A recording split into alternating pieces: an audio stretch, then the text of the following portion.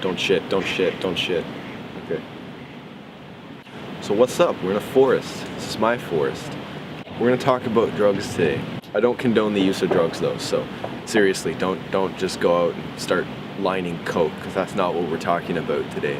This is a bit of a recap, because we've talked before. You know what? I want to change what I said. Let's not use the word drugs. Let's use the word psychedelics. So yeah, we're gonna talk about psychedelics, not just any drug. So, over the last 4 years, I've had a chance to kind of experience different substances, various things.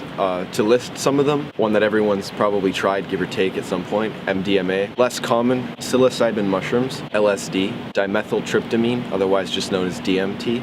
And it's just a few others, really small things, but I've never been an addict to any of these things. I've never abused any of these things. So yeah, none of these psychedelics have addictive properties to them, unless we're talking about research chemicals, substances like 25I-NBOME, 2CI, 2CB. These are all psychedelic amphetamines, and being amphetamines, they're all addictive. I never really dabbled in them. I don't really trust doing them. They're very little human consumption and scientific research on these substances. Back to what I was saying. For the last 4 years, I've experimented with different psychedelics for various reasons. Never once did I take a psychedelic just to get high or have fun. I'm gonna tell you right now, if you've never tried a psychedelic, that would be the last reason to do one. People talk about good trips, bad trips. In my opinion, that doesn't really exist, but you can have really, really bad moments, and that usually comes from lack of knowledge, lack of experience, lack of research, and just plain ignorance. Some people will go and take up to 5 grams of mushrooms, which is considered to be a near shamanic dose, for fun, and ended up crying and screaming in a corner for the duration of the trip because they had absolutely no idea what a psychedelic was going to do to them. This might turn into a bit of a drug safety video, which is actually better than nothing, I think, because people aren't careful enough today. We'll talk about some of the main substances. So let's talk about weed really quickly. First substance I ever tried, I found over the last few years, it tends to create a fairly mellow body feeling, tingling sensation. In terms of physical properties, that's about all it can do. In terms of psychoactive and psychedelic properties, it's quite powerful.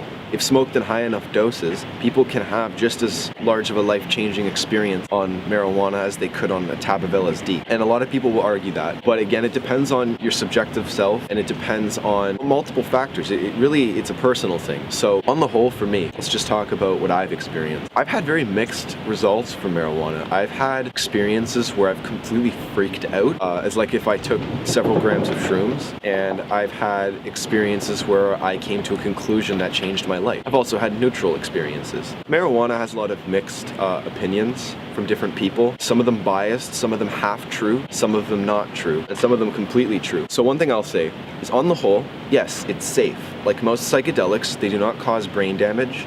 They do not cause any permanent damage to the body. Abuse of any substance will cause damage. Abuse of anything. You eat too much sugar and you get sick and die. You drink too much coffee and you'll get sick and die. The lethal dose levels for most psychedelics are so beyond the human weight that no one has ever been able to reach them. No one's ever died from marijuana. Let's get a little bit more into the topic of marijuana. I think I'll start by talking about my personal experience with it, and then I'll compare it to other people's experiences from various sources. So for me, let's talk about some good experiences first. So basically the first time that I actually had a good experience with weed, that's where I started to like it, obviously. Now, what actually happened was I had smoked a fairly big bowl from a steel pipe, started going for a walk, listen to music is what I typically did, and I just started having really pleasant thoughts flow through my mind. It's sort of in my control, but not fully. I didn't really have control over my thought patterns.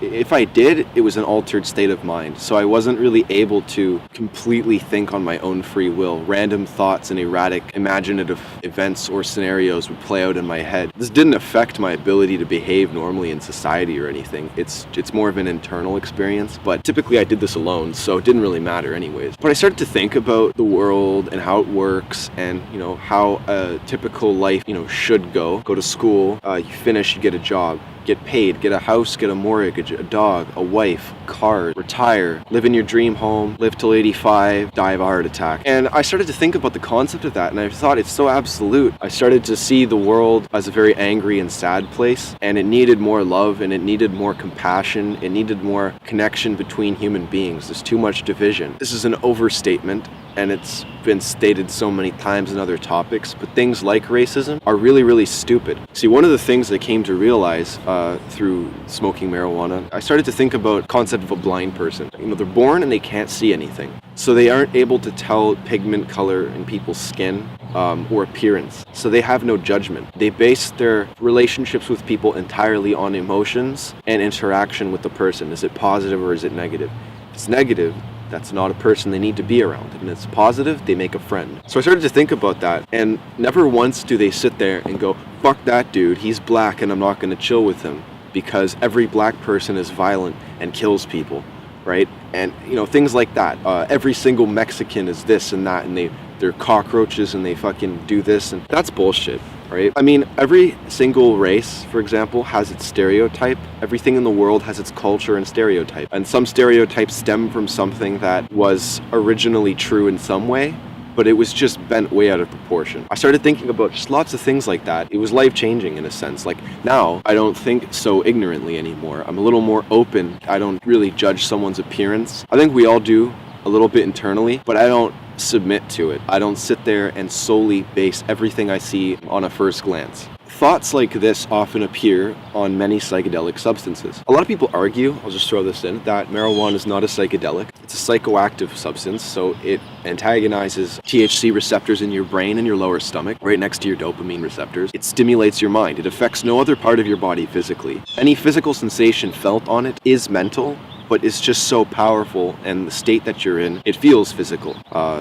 Weed has a very sedative effect, but at the same time, it's primarily a mind stimulant. It suppresses anxiety, fear, and depression for some people. Not for everyone, right? Some people can experience extreme fear on weed or other psychedelics. Like me, for example, I can experience both. I can experience extreme fear, and I can experience incredible euphoria. It's an interesting substance, I would say, to the least. I say it's worth trying. Not everybody should do it. Nobody should abuse it either. Before, when I mentioned that weed can have negative effects on the long term, like anything when abused, I found that if I smoked weed 3 times a day, every single day for a 6-month period, by the end of the 6 months, I felt completely out of myself. Depersonalized, disassociated from the world, antisocial, and even some, I would say, traces of psychotic-like episodes. Now, maybe not on the level that full-blown psychosis could cause. I had experienced just fear. Like, I would go outside and I'd be kind of scared of people, uncomfortable to walk by them, and this was literally from just abusing marijuana. It can be psychologically addictive, never physically addictive, but you can develop a dependency to it, just like you can with anything. For those people who say that there is no physical dependency or any sort of dependency to weed, for sure they're wrong. So we're going to talk about who marijuana would be for. Well, could be for anyone, but not for everyone. And what I mean by this is psychedelics are not for everyone, and the reason they're not for everyone is because not everybody can handle the experience they give. Some people try it and they come out of it and go, whoa, that was way too crazy. I'd prefer psychoanalysis with shrink, and that's cool. That's okay. If that's your method for understanding yourself, then go for it. But that would be, I've listed all the cognitive, visual, and physical effects of marijuana. Now this is for someone, of course, who's looking to use it spiritually or psychologically for their benefit. Marijuana also has many great physical, medical benefits to it. Active component in marijuana is THC, which is responsible for the main high or hallucinogenic experience it provides. It also has many other chemicals inside of it that are all harmless to the body. THCV, which is processed through your liver when edible marijuana is eaten, which is more potent. And then there's also a substance known as CBD. Cancer patients are given strong doses of marijuana, low in THC, high in CBD. It's also able to suppress, like I've said before, anxiety, depression, of course, if not abused, if used occasionally and very ceremoniously. If it's done in a ritual type of way. Once a week. I think, as Terence McKenna, a great psychedelic philosopher, had said, marijuana should be smoked, if smoked, once a week, and no more. And the reason for this is because you'll stop the tolerance to the substance from building up in your body, allowing you to have a very powerful experience every time. And this is how you get the most effective psychological results from it, as well as physical. When used more than that, the purpose starts to deteriorate, and it's more recreational at that point, which I personally don't recommend doing. I think it should be used for serious purpose and treated with respect. This is not a party thing. This is something that should be treated with respect. Now, I know a lot of people use marijuana to party, but my personal beliefs are that it shouldn't be used like that at all. No psychedelic should. It should always be used respectfully. Treat it like a person, like you'd want to be treated. Well, in terms of marijuana, this is about all I have to say. It's been an incredible experience. I no longer use anymore, but I am able to go in extreme depth with it. And so if anyone ever wanted to seek me out personally and ask me a question, I can answer it for you. So please like and subscribe. And if you have any comments or questions, leave them down below. As Terrence McKenna said, take it easy, dude, but take it.